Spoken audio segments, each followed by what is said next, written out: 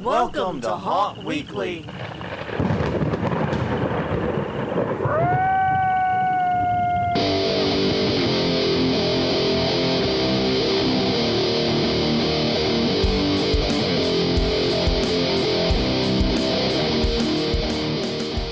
Hello everyone, I'm Jonathan. I'm Crystal. And this is Haunt Weekly, a weekly podcast for the haunted attraction industry covering everything from your haunt aficionados to your home haunts to your pro haunts to everything in between. To just people who like haunts. Yes, exactly. Actors, attendees, owners, designers, all the above. And today we have a special topic that is dear to our heart. Yes, it's something we've been involved in for a long time. I would say we've been involved with this as we have haunting in many ways. Actually, longer. Probably longer, yeah. And we are speaking, of course, of web development. Yes, and you would know that if you read the title. Hopefully, it's no secret what we're talking about. Yeah. But yeah, we're talking about haunted attraction websites. Right. Now, as with our previous shows, since we're so early in the season, usual caveats apply. We will be going through this quickly, blah, blah, blah. Some of this may become a separate topic down the road. Do not expect this to be a thorough overview of every element looking at you, WordPress fans and WordPress friends. Can we just put in normal disclaimer, Yeah. etc.? Etc., etc., etc. All that. Okay, so let's talk websites and haunted attractions then. Okay. And basically, right off the bat, you need a website if you have a haunted house. Yes, a Not web optional. presence is absolutely essential. There is no way to get around that, unfortunately. Or Yes. fortunately. I don't think you should want to get around it personally. Right. And we're not talking about just a Facebook or Yeah. Twitter. We're talking about an actual, honest-to-goodness website with your name and a .com at the end. Or .net or .some, your own domain, basically. Yeah. Something. A .com is ideal, though. Yes. And the reason for that is Facebook, Twitter, MySpace, whatever the hell you might be using. MySpace? I don't Really? know where I pulled that one out. MySpace. The issue is if they make a change in their site structure and their layout and their organization, then your whole site can change. It can break. It can bork. It can Right. kill you. And this actually happened with some Facebook users who had personal pages before Facebook Yes. invented the fan or the business page. Yeah. And we fell into that trap, actually. Yeah, we did. So Bernie Baxter actually has a Facebook page. Be sure to friend Bernie Baxter. He's lonely. And then like the Bernie Baxter Haunt Facebook page. Yeah. So yeah, that happened. A lot of people had, a personal page and a fan site because of that. Well, and for Facebook, the process is ongoing. I Yeah. mean, every time they change their algorithm, every time they change their structure, a lot of times these fan pages and so forth get bumped down. And I'm not saying you shouldn't have a Facebook fan page. I'm not saying you shouldn't have a Twitter account. You definitely should. Yeah, they should all be linked to your website. But you need a central place. You need a website because you can control the design, you can control the message, you control absolutely everything that's on that page. That is your domain, your dominion, your little corner of the web. Make it yours. Yes, make it yours, keep it yours. Yeah, exactly. Don't hand it over to some third-party web developer and website You can get third parties to help you build it, as we're going to discuss. Yes. But make sure you have the keys to the kingdom when it's all done. Right. Even if you don't know what the hell to do with them keys to the kingdom, get the keys to the kingdom. Just trust me. Now, let's go over some of the basics. What should be on a good haunted attraction website? Okay, so I think that whenever you first get there, it should start playing music and flash really, really brightly and play all these annoying sounds and have things floating all over the place and make it so that it's white on white text. Yes, absolutely. It should be a complete abomination. Actually, the main thing it should have is the basic information about your home. Right. If you do nothing else other than have a little card with your logo, your name, your location, your hours, and some contact info. And how much it costs. How much it costs, yeah. You have gone light years ahead of someone without a web exactly. page. And yeah, it might not be pretty, it might not be attractive, it might be about as professional as a kindergarten finger painting, but at least the information's there. Right. That counts for something. It really does. Yeah, and if you're a small haunt, then people will probably know that you're a small haunt based on that. Or at least there are assumptions made about your haunt based on the type of website you have. And you can actually exploit that to your advantage. I mean, Yes, you can. We kind of have a slightly cheesier website. We know how to do better web development than we do. Yeah. For our haunt site. We know how to do it. Yeah. You've been developing websites since... Oh, Jesus. 1996 for 20 years now. Yeah. So, 1995 or 96. And I've been doing it for 15. Yeah, it was one of my first site was... No, it was 95. It had to be 95. Yeah. No, it was 95. Jeez. I've lost 21 years of site development. Yeah. That's a lot of HTML, man. I've thrown down some code. Yeah, I'm so glad that web development has progressed to the point where really anybody can do it. At least the tools are much better now than when we started. Yeah, well, when we started, we both had to learn how to code HTML. Yes, if you know what a WYSIWYG is, you're in our ballpark. Exactly. But yeah, I mean, the main thing is we use it, though, because we kind of use the main page to not put people in morbid fear of our site. Right. Well, we're not a professional haunt. Right. We're not looking to sell tickets. So it's to our advantage if people come with slightly lower expectations, and then we can scare the ever-loving crap out of them when they're inside. Yes. No one expects what they get when they approach our house. That's the idea. That is. Which that's not something we would do at a pro haunt, but something we can do here. Yes. Exactly. But it's got to give the basic information. Mm-hmm. Because the first and primary function of your haunted house website is to be that 24/7 salesman. Right.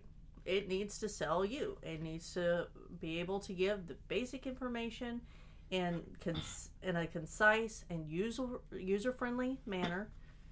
You know. Yeah. I mean, if someone is laying awake at 3 o'clock in the morning in July wanting to know more about your haunt, they should be able to... They shouldn't be expected to call you. That's kind of ridiculous. Yeah.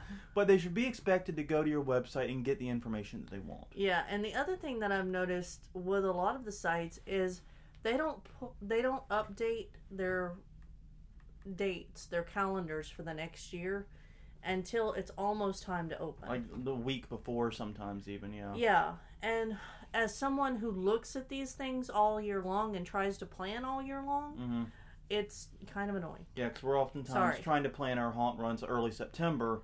Right. And a lot of these smaller haunts don't have their calendars up, so that's how haunts get skipped, honestly. Yeah. Because we'll plan something that is available. Well, even when we start looking in August, you know, we a lot of them just don't update. Yeah.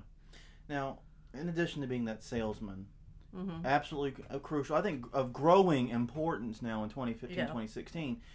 See, I remember the year changed. It did. It did. Is the ability to sell tickets online. Yes. So there are some pros to selling tickets online. One is it tells you whether or not you're going to have a busier night.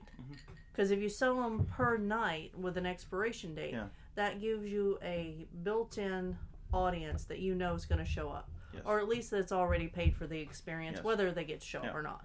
The other advantage is you are going to have no-shows. Right. You're going to have people who pay, and through no fault of your own, don't attend the haunt. Sometimes theirs too. They will not attend the haunt. Right. That is essentially free money. It's unfortunate we have to look at it that way, but it's the reality of it. I'm sure most haunts will agree with me. The hope is that everyone who buys a ticket goes. Yeah. But if they can't, and it's not because of something you did, if it's not like the House of Shock a couple of years ago where they closed on Halloween night and ticked off a lot of online orderers.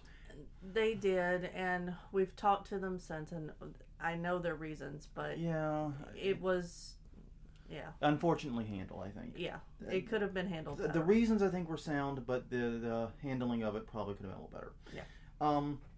It's also, though, a place to set the mood for your haunt. Some ambiance, tell the story, create some expectations. Exactly. What is your haunt about? Yeah. What is it? Do you have a backstory? Does it change every year? Do you have a new theme every year? What's going on with it? Yeah, relay what the hell this is all about. Yeah. In a very, very short and convenient way. This is a good area for video. Yes. If you have any ability to produce video, use this. Yes. But also text is wonderful too. And you can use audio to your advantage, but as we're going to discuss in a minute, maybe don't have that audio load immediately upon the loading of the site. Yeah. Yeah, the things that I mentioned before was completely joking. Yes. If you didn't catch that. And the other thing you can do with a haunted house website is you can do your other tie-ins. Right. A lot of haunts have sponsors. Yes. This is a way to pimp your sponsors a little harder, give them some links, give them some direct traffic. Well, not only that, but a lot of times you can get paid sponsors for a website that you can't necessarily get for your haunt. Yeah. Yeah. And you can sell that advertising space on your website. Yes. Some sites do that. Yes. Not saying it's a recommendation, just saying it's a possibility. And anything else you want to promote around the haunt, if you have other events going on, if you're doing like paintball or escape rooms or anything like that, it's a chance to sell those tie-ins as well. Yeah, there's also some haunts do like seasonal things too and fundraisers, and they'll post on there. Yeah, so anything that's connected to your haunt, this is the home for it. Right. So let's talk about what absolutely every haunted attraction website should have on it with that context. Okay. The first thing I believe is that you need to have a professional design. Yes. Yeah. And professional design means it's clean. It looks, well, like you paid somebody to do it, even if you didn't. Honestly. And here's the thing about professional design. It doesn't have to be complicated. No. It doesn't have to be complicated at all. It can be very simple. So long as it looks good together. It's more about the aesthetics than the graphics, so to speak. Right. And we've seen a lot of sites use kind of cookie cutter haunt designs. Mm-hmm. I think that there's probably a couple of companies. Yeah, there are, and we'll talk about them in a minute, yeah. That make... Because you want your site to look like your haunt. Yeah. Like, it captures the essence. You don't want it to look like everybody else's. Yeah. So if you've got,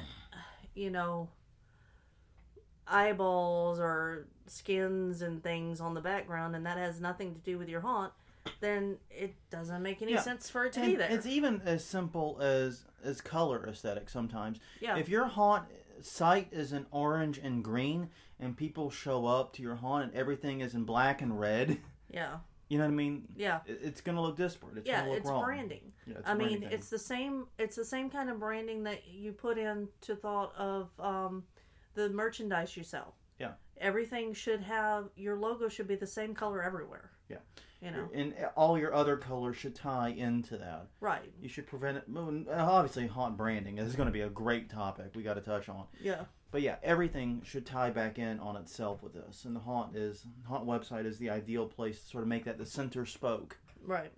Of your branding strategy. So a professional design, it should look good. Mm-hmm. There is a basic information that every haunted house website needs. Yes. Name of the attraction. Yeah. That's pretty important. The location. And with location, I would say you need both the street address, some basic directions, and a map. Yes. Make this easy, because the thing about it is this, right now, even though GPS is such a high proliferation, and everyone's got something on their phone, whether it's Google Maps or something on their phone, there are still people who prefer to search, who find places by directions.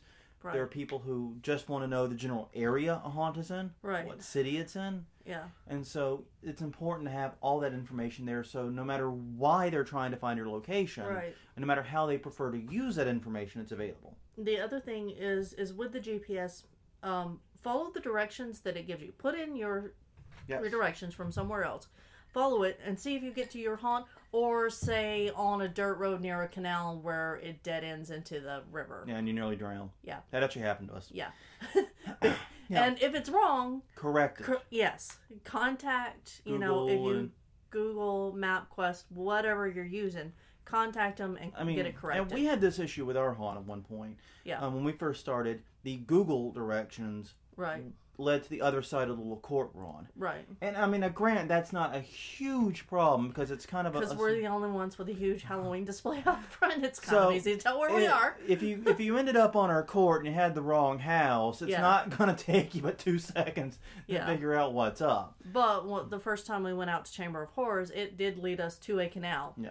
And we almost gave up completely before, deciding just to go down the road. If we had not driven out 45 minutes already, we would have given up completely. Yeah. So, definitely follow those directions. Check them, make sure they're valid. And, and also one other thing I find that's handy is make sure the directions are printable in some way. Right. Because, yes, I know GPS is everywhere, but there are still some people who like the comfort of printable directions in hand because, hey, GPS doesn't always work perfectly and it isn't always available everywhere. And I know that we'll probably talk about it somewhere else, but, consider this as something that you might put on the flyers that you leave out around town. Yeah, because we do that. The front of the flyer is, the brand stuff and when we're open and all of that kind of thing. And on the back's a little map with written instructions. Yep. That's also on the website.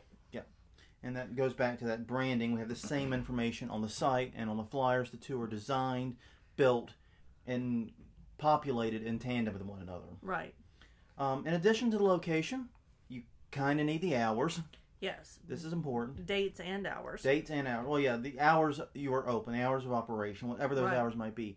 And this is one of those things that's always a little challenging because if you have a haunt with a super complicated schedule, it can be tough to find a way to relay it. The most common, most obvious way is with a color-coded calendar. Pretty much every haunt seems to have learned that one, but if you haven't, pick it up. Yep. And basically be sure to tell at a glance whether you're open and what hours you were open that particular day.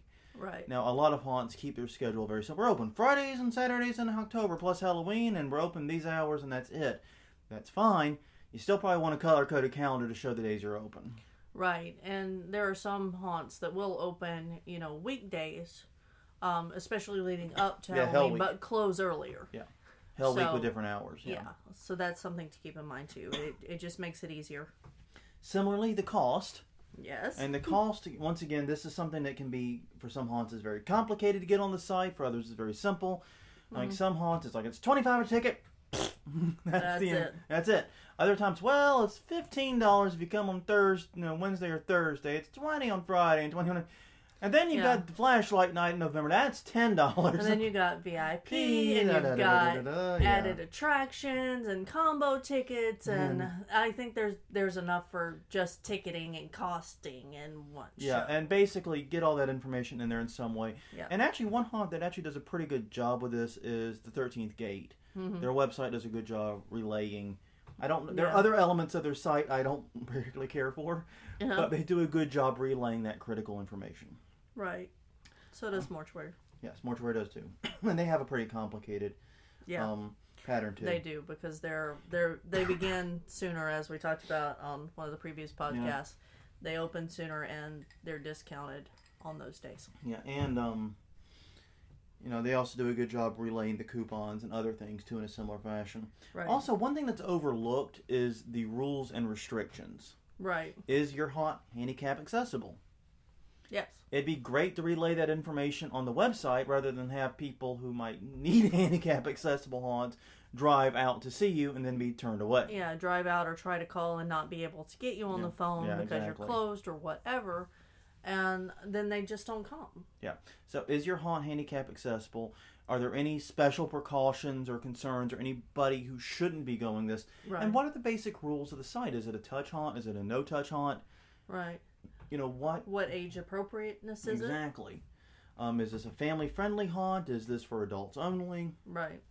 Blah, blah, blah, blah, blah. Setting these rules and expectations will make sure that you get the correct customers at your door. Right. And it's just an extra layer of protection. Obviously, you're going to repeat these rules on site because you're not an idiot. And you don't expect everybody to read them on the website. But it's an extra layer of protection. And once again, it goes back to that reinforcing. This is reinforcing the stuff you're doing on site, which should be reinforcing your flyers, which should be reinforcing absolutely every element of your marketing and promotion. Mm-hmm. Make sense? Yep. Okay. Now, we not ragged on Facebook and Twitter a little bit, but it is very important that every haunted attraction website have a strong social media presence. Yes. We weren't saying get rid of them. We were just saying you need a website. You need it in addition to. Yes. And the reason is this. A website is great. It is yours. You have total control over it. Right. But other than collecting email addresses or maybe phone numbers and text blasts, right, you need social media to stay engaged with that audience. Right. And I personally believe, even if I'm terrible at it myself and a huge hypocrite for saying this, that social media presence should be year-round. It should be. And also with social media, it's easy for people to share your information with their friends, their family. You know, it's much easier to say, to repost something that you posted onto their Facebook page and invite people to an event at your haunt than it is to, you know, send an email with a link or a message with a link to everybody. Yeah, and I really believe that a strong social media presence, while not necessarily as direct or as powerful as a strong email list, is a very compelling tool for getting the word out there. And like you said, encouraging people to share and to spread the message even further, which is absolutely crucial, as you noted. Yeah, because it's just an easy way to get it to more people. Yeah, it's much easier to just hit the share button on Facebook or the retweet button on Twitter than it is to copy paste. Like, I know when we're going to haunts, we post probably a day or two in advance, or at least we try to post in advance and say, hey, we're going, you know, to Baton Rouge. Does anybody want to go with us? Anybody want to ride? You know, and that way, you know, our friends and our fans can also meet us there. We've met a few fans by doing this, and it was, you know, nice experience. Yeah. Hi guys. Hi guys. Now, one thing we didn't mention, I got a little bit of a tickle now. Sorry. Was online ticket ordering. Yes. I think this is getting underestimated by a lot of haunts, the importance and the power of this, and also the simplicity of implementing it. Yeah. And I don't know, as a consumer, I'm not sure that online ticketing is something that I'm going to use a whole lot. Okay. Honestly. Because, you know, we've been burned by buying VIP tickets, getting there, and there being no line. Yeah.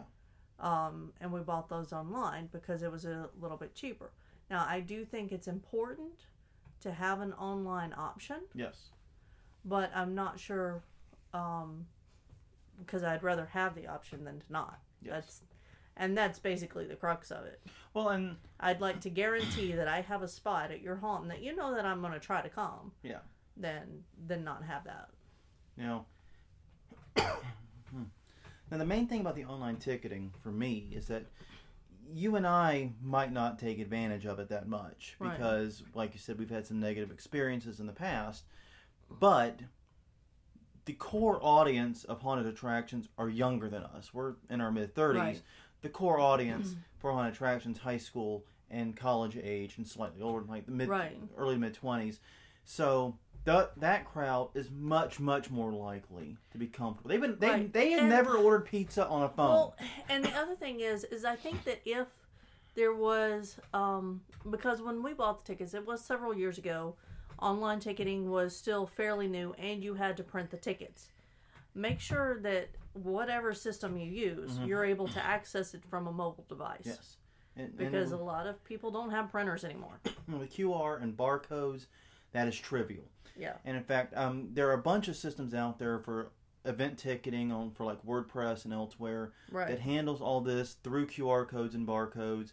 It is you just use the iPhones and the Android phones you've already got. Yep. It's brain dead simple, and it really does not cost that much to implement at the end of the day. We're not talking a high price here. Right.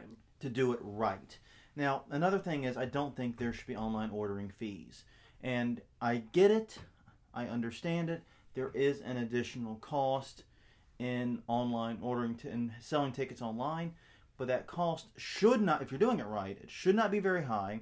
Yeah. It definitely shouldn't be an extra 15% on the price. Like you see these haunts are attacking on $3 surcharge for online ordering. Well, that's just making me click close. And if I make it to this, if I, you know what I mean? If I make it to the haunt, I make it to the haunt. Yeah, I save $3 by buying at the gate than online. That's the other thing, as we talked about earlier about no-shows. Those no-shows should more than make up for any additional cost. Well, yeah, and not only that, but I mean the other way to actually do it is to do your ticketing with that cost in mind. Yeah, it's not a very set the price nice way to do it, but yeah, to set the price in general to compensate for that extra cost. And that way, people who show up at the door pay the same price as who buy the tickets online.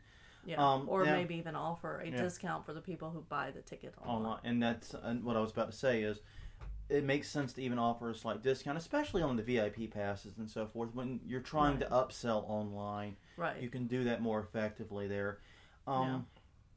Now, and the reason I believe this for the record is because my personal opinion is that haunted attractions are not each other's worst competition. Right. Like here in New Orleans, we have 3 or 4 major haunted attractions. Right. They're not, in my mind, in direct competition with one another. There's plenty of room for everyone. There's plenty of weekends out of the year, and plenty of people will hit multiple attractions. Right. It's kind of like how car lots always cluster together in one area of town. Yeah, and you're going to have your diehard fans of each one too, and they're very different people because I've talked to both of them. Mm-hmm.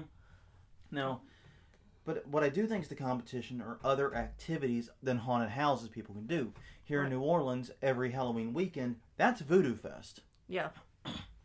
We lose more interest in our haunt to Voodoo Fest than we do other haunted attractions. I can guarantee you that. Yes.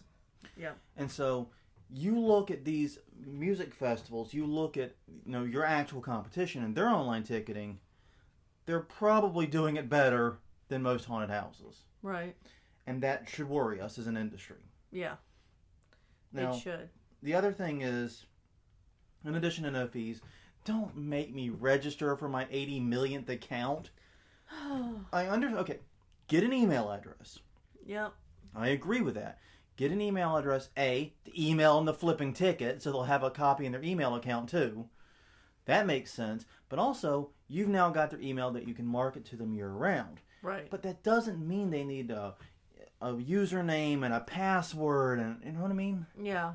It's a nightmare because what's going to happen is the next year they're going to go to sign up, they're not going to remember their information, and they're going to create a new account. So then you've got duplicate accounts for the same person. Yes, and that's what I do. And that's the real cost problem with doing online ticketing. Mm-hmm. It isn't the transaction cost. It isn't the setup.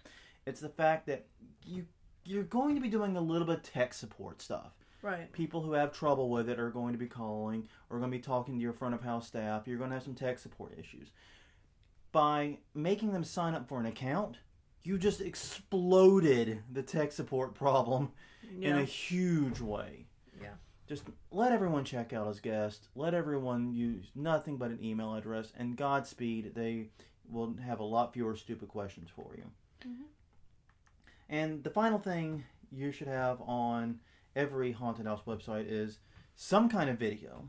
Yeah. Video is an important medium. I don't think it should be autoplay, but you should have some kind of video that people can view, and you need the backstory. Yeah, basically it's a commercial. Sell your haunt. Yeah. It's that simple. Now, here's the thing, and the reason I wanted to do this particular episode earlier in the queue of episodes we have, right? The reason I kind of moved it up is because our industry sucks in this field. Yeah. There's no nice way to put it. We suck. We suck. We suck. We suck. On the whole, we stink. We are perpetually at least 10 years behind the rest of the web. Gosh. It's just truth. I mean, I wish it were not truth, but it is truth. And I've never understood it.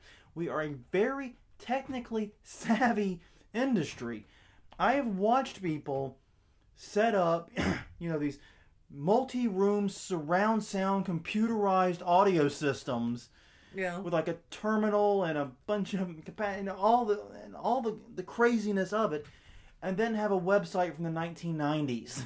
Right. It's not that we're a stupid industry; we're just web stupid.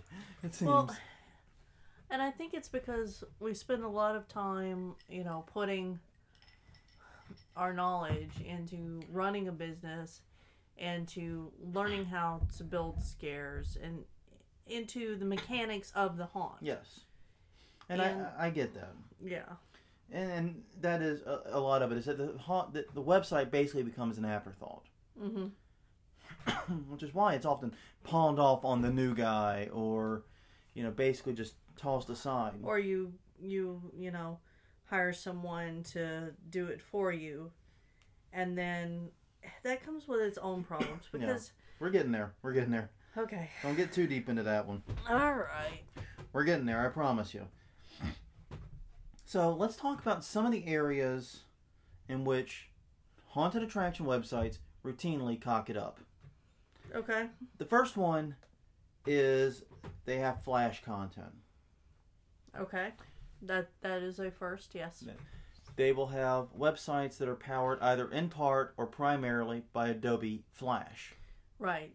And the problem with that is that not everyone has Flash Player installed anymore. Right. And also, no mobile browsers have it. Right. So that's important to keep in mind when you're developing web, is that it's going to look good on a mobile device as well as on a computer. I don't remember what the actual number is right now, but well over half of all web browsing is taking place on mobile devices. Right. And that means if your site is not mobile friendly, you effectively don't have a website. Yeah. Well, that's the end of it. So here's another thing, that make sure that the domain name actually contains the name of your haunt. Yeah. Because I just did a quick search for The Darkness to pull up and look at what they had. So if you search for The Darkness, there's a band called The Darkness, so you have to search for The Darkness, Illinois. And then it takes you to scarefest.com. Yeah. I would not think scarefest.com. I would think thedarkness.com or thedarkness.biz. The 13th Gate does the same thing. It forwards to Midnight Production. Yeah, I know.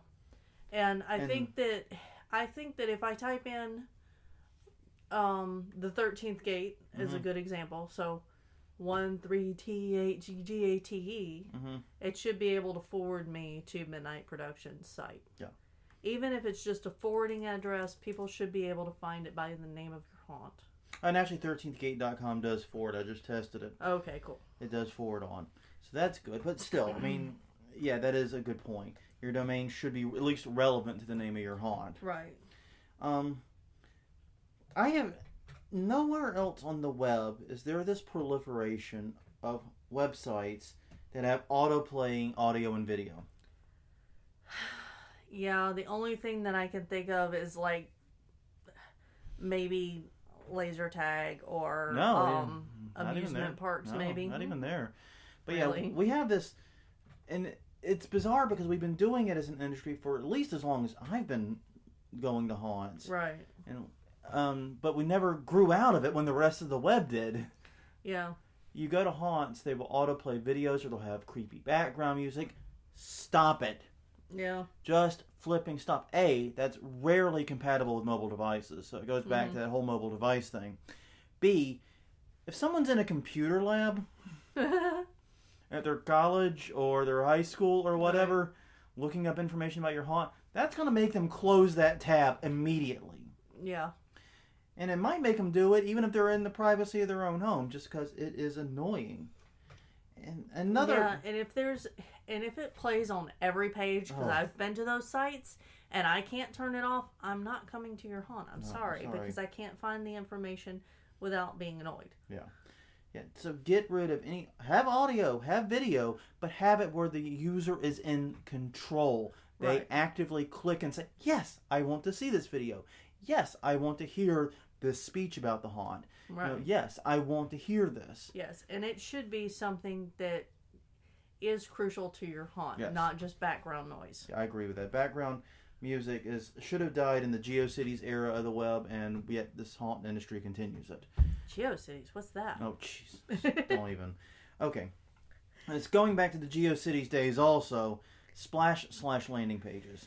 Yeah. And that's when a splash page, for those who don't know, is when you open up like the website name, and rather than getting like a home page with information and stuff, you get a logo or something that you have to click past to get to the information. Yes. Just that extra hurdle you have to go through. Right. That's enter annoying. the site. Yeah, enter here type thing. That is annoying. Stop it. Yes, the less times I have to click to get the information I'm looking for, the better. Yeah. And this comes from, there's this weird mentality among some haunted attractions that the website should be scary. Right. And okay, I understand why where that thought process comes from.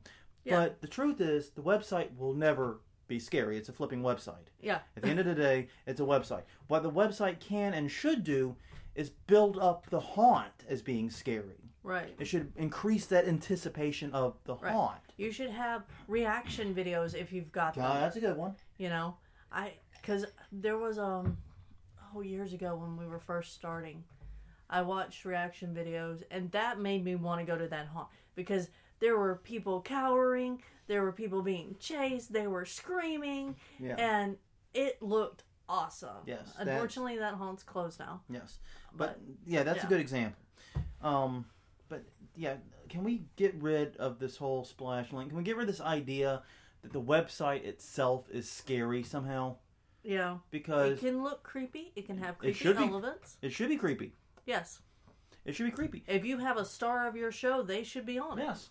If you have, make it, good and make it, but don't expect people to go, oh, I'm too scared of this website, Yeah. Expect people to get the information they need for the haunt and expect them to get more enticed for it. Right. And the way to do that is not through background music and splash pages. No. It's by showing compelling videos and compelling content that makes them want your haunt. Right. So if you should not be investing in more pages or even necessarily better design, the thing to invest in is better content. Right. Okay. Content's key. Indeed. And speaking of content, don't put content not appropriate for all ages. Yes. The haunt industry, as we just discussed, skews toward high school and college-aged, typically white males. But that's the core, but it does expand beyond it. It's a younger audience, and it sort of straddles the line between old enough and not old enough to view, right, a quote-unquote adult material. Yeah. So don't use adult material unless you have an adults-only haunt. Yes, and then that might be the only reason to have a splash page. Yeah, then that'd be, you must be 18 to enter the site. Yeah. And honestly, even if you have an adults-only haunt, it may still not make sense to put, you know what I mean? Yeah, I mean, you can have an adults-only haunt and just advertise it such on your website. You don't have to go into... You don't have to show the full Monty. Yeah, exactly. On the site.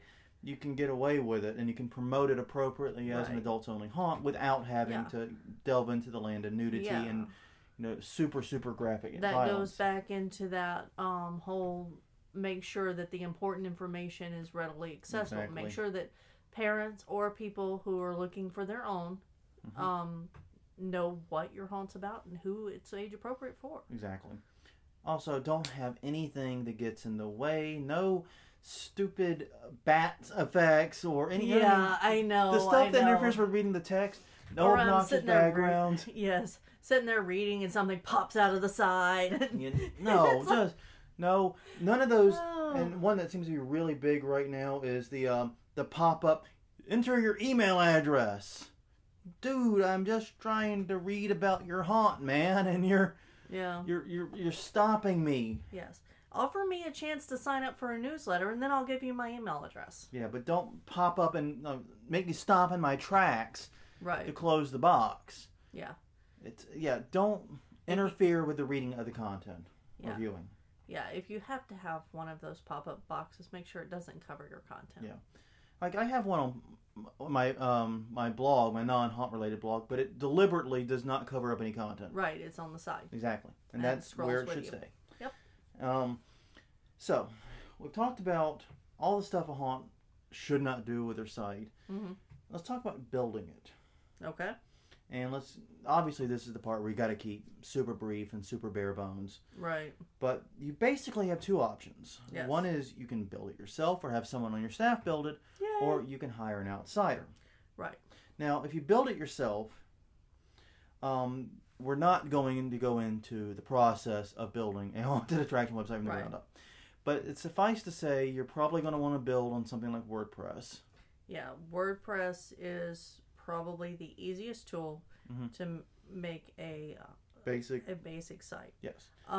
Also, I've heard a lot of good things about Squarespace. Yes.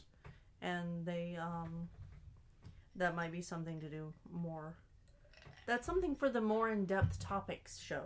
Yes, it is. Of this. But basically, the goal here is find a platform that is relevant to your skill set. Yes. If you have never built a site before, you probably, should not be attempting. Your first one probably should not be the main one for your core business. Right.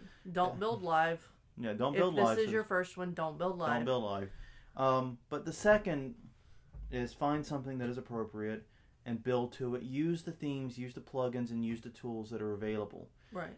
Take the time to learn the back end, learn what's going on. Right. And one of the main benefits of this is that you'll be able to update as soon as you have new content. Yes. If you hire someone professionally, and I know that's what we're going into, you may not have that. You may not learn how to do it. Yeah, and the other benefit is, of course, cost savings. Right. If you're on a shoestring budget, this may be your only option. Right. You will save money by doing it yourself, but the results are going to depend upon your skills or the skills of whoever's doing it. Now, you and I, having 2 decades, 3 decades between us of experience with web development, we can probably handle ourselves reasonably well. Yes. We may take some shortcuts. We may use some pre-made themes as a starting point. We nick a few edges here and there. Right. But we can do pretty darn good. Yeah. But if you're brand new to web development, Well, and the other thing is that you might want to do is advertise at colleges and local schools. Yes. Especially in computer departments. Because you'll have people who are willing to work for a lower price and work with you and possibly teach you how to update it yourself. And talk to your actors. Right. If you have a younger crew, which most haunts do, you likely have a handful of people in there that are already familiar with web development, are pretty good at it, and may be able to help. So, and maybe willing to do it for a much lower cost, or maybe even willing to do it on a volunteer basis. Right. But there's, of course, risks there as well. Yes. The main thing with this is just don't try to reach. If you don't have the skill set, build the skill set first, then build your site. Right. Don't, you know what I mean? Yeah. It's always weird to me, the number of people who come to like the WordPress meetups we go to. Right. Like, oh yeah, I'm building my business's website, and it's my first site. Yeah. I'm like, you're screwed. Yeah. So what I would recommend for them is to hire somebody the first time and then learn how to do it themselves. Yeah. And what you can learn from that is you can learn about the manipulation, you can learn the back end, and you can learn to tinker with something that's already built and functioning. Right. Make backups if you do that. Yes. Now that does bring us to the second alternative, which is to hire a professional. Right. And there are several companies that specialize in haunted attraction websites. Yes. The most prominent I seem to run into all the time is Sinister Visions. Yes. They're everywhere. They're very ubiquitous. Now here's the thing. These companies do great work, I find. The sites look very good. They have great artwork. And one of the things that I love about these particular companies, and one of the reasons why they're in the haunted attraction business, is because their artwork style is very appropriate for haunts. Right. If you go to Johnny Q Web Development in your town, they might not have artists and designers there that are accustomed to the industry. They might not be able to really, you know what I mean? Yeah. Get a style or a feel that's appropriate for you. And this is something that I know many of my friends have run into when trying to build haunted attraction websites, is finding someone who understands this industry. Right. And even when you hire someone professionally, they're not going to know your specific haunt. Yeah. And that's one of the things is people act like it's a huge time saver to hire someone else. It might not be if you have to spend as much time educating them about your haunt, your needs, your wishes. Right. You know what I mean? You'll save some time, but this isn't just, here you go, I'm done, I've paid my whatever. Yeah. And that amount varies wildly from place to place. It can be anywhere from like $1,000 to $10,000 or above. Yep. And so my advice is, don't expect that you're just going to throw this at them and 2 weeks later have a website. No, you're going to have lots of meetings with them. Lots of communication. It's going to take a long time, and it's a very in-depth process. And if they're a good development team. Right, and you have to be able to say, no, I don't want that, and know what you're saying no to, and know what you're saying yes to. Yeah. When you hire someone, it's a partnership, basically. Yeah. You have to think of it as a partnership, a team effort. You have to be able to communicate, and there are going to be lots of meetings along the way, and to make sure that at each step you've got, that you're still on the same track. Yes. And so don't expect to hand this off. And everything I always tell people is, when hiring a company, look at their portfolio. Yes. Look for two things. Every web designer I know has a style. Right. It's just like Van Gogh had a style. I mean, Dali had a style. Everyone's got a style. Make sure that style is right for you.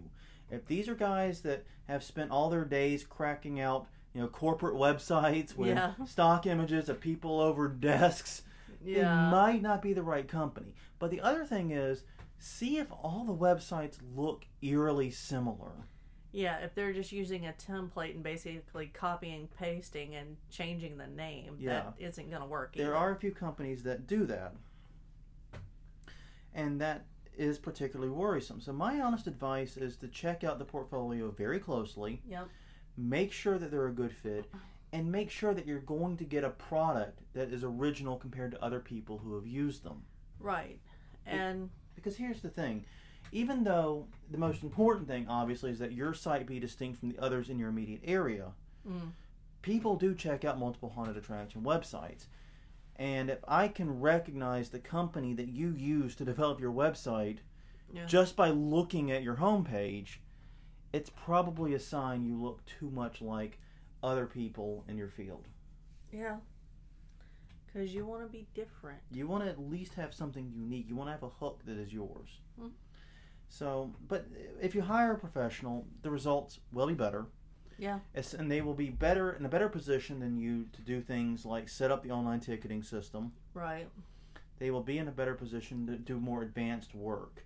But as we mentioned earlier in the podcast, if you do that, make absolutely sure you get the keys to the kingdom when it's done. Right. Even if you have no idea what to do with it. Yeah. Make sure you have that admin login. Make sure that you have, the admin login, password, and that they've shown you some basic steps on how to update. Because if you have to go back to them every time you want to change a little bit of wording. Yeah. Because we had a client that had this problem. Yes. It wasn't in the haunted industry. No. It was actually a laser tag site. And she was paying someone $50 or something. No, it was more than... Yeah, it was $50 or something just for, like, a 2-word change in a page. Yeah, change the headline, add this event. Yeah. It was to ridiculous. A calendar every month. And then she was also paying a premium price because they were also the host. Yeah. The host and had the domain registered. That gets to another point I was going to say. Make sure the hosting is under your control. Yes. And make sure you have control over the domain. Yes. So basically, buy your domain, set up a host. Yes. And then contact people that can work with you and your host to make a site that's yours. Because the thing is this. A lot of these most professional companies are very honest, and this isn't a knock on the industry, but the situation you don't want to find yourself in is you've been working with this company, things have been going well, and now you need to make a very simple change, or you need to shift things around. It's time, the new year's coming around, you've got to update your calendars, whatever. You don't want to be in a situation where you are relying on them for stuff that you could easily do yourself, even without a lot of expertise. Right. And even if, there are WordPress developers out there.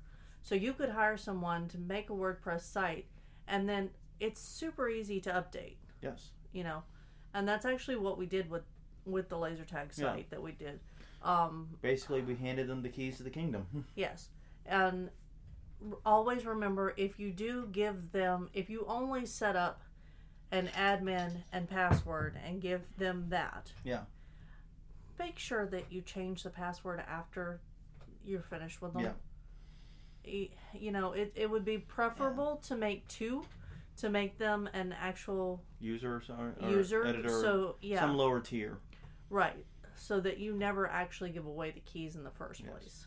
Yeah, and by the way, changing the admin password is good for both you and the company. Right. That way they can't sneak in and trash your site on accident or on purpose. Right. And you can't accuse them of doing it if something goes wrong. Right. So both sides benefit in that relationship, for the record. But yeah, I mean, working with a web developer is tricky, but the main thing is you want to make sure when the product is done, you control the domain, you control the hosting, and you have the administrator access. Even if you don't know what to do with any of those things, the fact that you have it means that if things go tits up with these guys, you can find someone else, take that information to them, and they will immediately know what to do. Yeah. I mean, we have a local friend who had a guy set up his website for him. The guy kept the admin and password. They are no longer friends. Mm-hmm. And he has lost the domain because the guy keeps it running, but he can't do anything with it, and it is his name. Yeah. So those are don't get in that situation. 3 things. Like I said, just repeat 3 things. You want to have access to the hosting. Access to the hosting. The administrator password. And the domain. All 3 things, you need them when you're done with this relationship. Yep. Finally, a quick note. Maintaining social media, I think, is crucial. You should try to do it year-round. And I think it should be a job given to a person, a singular person. Yes. Bob should be the social media dude. Also the fog guy. Whoever is, find a person, say, you're in charge of this, you're responsible, here's your duties, here's what I'm going to do for you for doing it. Right. If it's going to be you, say, this is my responsibility, I'm doing this. Set your goals and follow through on them. And there are actually people who do social media really well, and they do it for a living, and it is a full-time paid job. Yes. We're not saying that you have to have a full-time paid person. I don't think you do. But just keep in mind that is a career choice now. Now, in season, you may want to bring someone on part-time to manage, just depending on how big and popular your haunt is. Right. Just because you may be fielding a lot of queries, you may be needing to make a lot of posts and share a lot of things. Yeah. Now, off-season, your posting's probably going to slow down to a post or 2 a week at the most, and you're not going to be fielding nearly as many queries or questions. So, yeah, you can probably slack off and just say, Bob, that's your job. Keep on it. Yeah. But yeah, once again, as the owner of the haunt, don't give away the keys to the kingdom. You can make other people administrators. You can give other people that access, but make sure you have the core, the root access, if you will. Right. So don't give away the keys to the kingdom on this, because if that guy you thought was trustworthy turns out not to be, you could be screwed. And we've seen this happen with a bar we were trying to help with, where the guy that was supposedly trustworthy ran off with the Facebook profile. Yes, and now their Facebook profile has been completely trashed with vandalized, lots of hate speech, and it's just a horrible situation. Hopefully we'll be able to help them out hopefully. of it sometime. I'm still trying, still working on it to get them to let me help them. But yeah, just remember that this is a job. As you said, some people do it full time, and there are actually companies out there, if you're interested, that will take over your social media for you. They will do a post or 2 a week, your request. Yeah, the one that I hear a lot, like on radio edits and stuff around here, is Constant Contact. Yeah, I don't personally know I'm not recommending any of these things that I'm, Just saying what you heard, baby. I'm just, So yeah, there are companies out there that will do it and manage it for you. Feel free to turn to them if you think they're worthwhile. But, honestly, especially during the off-season, it should not require more than a few minutes per week. It's just a matter of remembering to do it and maintaining it. Right. So, I think that's a good overview of the haunted attraction website situation overall. I think we got it pretty well covered. Yes. So basically, what we've learned is that our industry sucks, and we give away the keys of the kingdom too easily. Quickly. Yeah. Yeah.